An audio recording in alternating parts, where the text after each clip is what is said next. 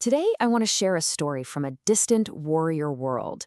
It's a parable, really, about honor, about duty, and the absolutely devastating price you can pay for both. This is the story of the daughter and the dragon. Okay, so this one line, it's pretty much the key to this whole story. It's a warrior's code, a philosophy passed down from a father to his daughter.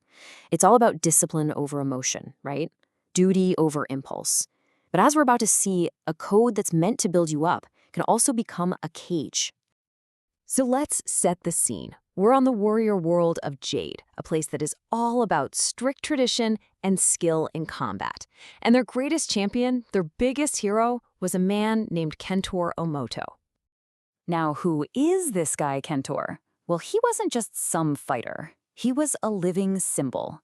He's a Green Lantern, serving the Guardians of the Universe, sure, but his whole identity was forged by his homeworld's super rigid code of honor. And this is a code he drilled into his daughter, Lyra, from the time she could walk. But, a code that unbending, it's bound to get tested. And boy, was it about to be tested in a huge way. During a massive cosmic crisis that was shaking the entire universe, Kentaro Omoto, the legendary Green Lantern, he just disappeared. Vanished. So what happens when a legend just blinks out of existence? For Lyra, her father's code just took over. She channeled all of that grief into this unbreakable resolve, a discipline so intense that the Guardians of the Universe themselves couldn't help but notice. They saw his successor in her. They offered her his ring. And just like that, Lyra Omoto took her father's place as the new Green Lantern of Sector 112. Her first mission, though, it wasn't in some far-off galaxy. It was a trial by fire right on her own homeworld of Jade, which had fallen under the thumb of a brutal new warlord. And this new tyrant, he called himself the Golden Dragon. He ruled through absolute fear, and here's the cruelest irony of all. His whole platform was that he was restoring the old honorable ways of Jade, the exact traditions Kentor had taught Lyra to uphold. He would violently punish anyone he thought was weak or undisciplined. Lyra obviously is not having any of this. She is fired up. She carves a path directly through the dragon's forces, right to the heart of his fortress. She is determined to confront this tyrant who is twisting her world's traditions into a weapon. She reaches the central chamber. The Golden Dragon is there, waiting. The final battle is here. Lyra gets ready to face the monster who corrupted her home, but when she finally saw his face, her entire world just collapsed in a single, silent moment. The tyrant was Kentor Omoto, her father, the man whose legacy she had just vowed to continue. So, how? How could this have happened? The hero who vanished came back a monster. Well, Kento had returned to a world he didn't even recognize, a world he saw as weak, undisciplined. And his disgust just festered into this all-consuming rage that corrupted his will, twisting his heroic power into a tool of pure tyranny. And this just shows you how warped his mindset had become. He didn't see himself as a villain at all. He thought he was a savior. He offered Lyra a place right by his side, truly believing they could force their world back to some twisted version of honor through fear and power. And this is really what it all comes down to, right? This wasn't just a physical fight anymore. It was a battle of ideals. For Lyra, honor meant serving justice. For Kentor, honor had become nothing more than raw power and forcing everyone to bend to his will. And in that moment, Lyra made her choice. She chose the lessons he taught her over the man he had become. Her training, that core philosophy, it held true.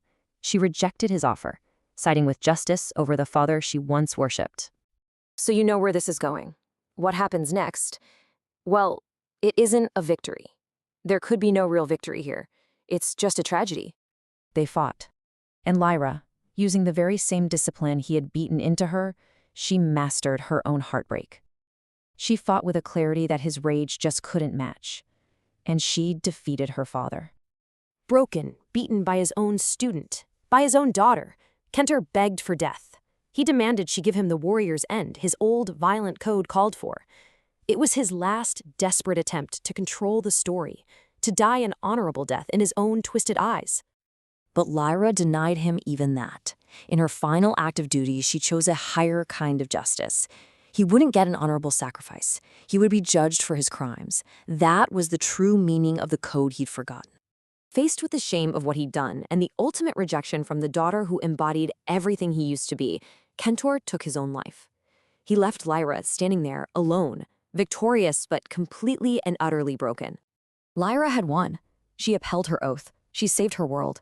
But the cost of that victory, it would cast a long, dark shadow over the entire rest of her life. That same discipline that let her defeat her father couldn't just erase the trauma. To do her duty, she had to suppress every single ounce of love, of grief, of horror. And all that was left underneath was this cold, silent rage, buried deep, deep inside her. So this is the warrior who came out the other side, a respected Green Lantern, yeah, but one who was forever defined by this single tragedy. She was now battling the ghost of the Golden Dragon inside her own soul, and that strict code of honor he gave her, it became both her greatest strength and ultimately her greatest weakness, a vulnerability that would one day make her a perfect candidate for the Red Ring of Rage. Which leaves us with this one final, haunting question. Lyra's code saved her world, but it also imprisoned her emotions and planted the seed of rage that would never, ever leave. It really makes you think, doesn't it? At what point does a principle that's designed to guide you end up trapping you instead?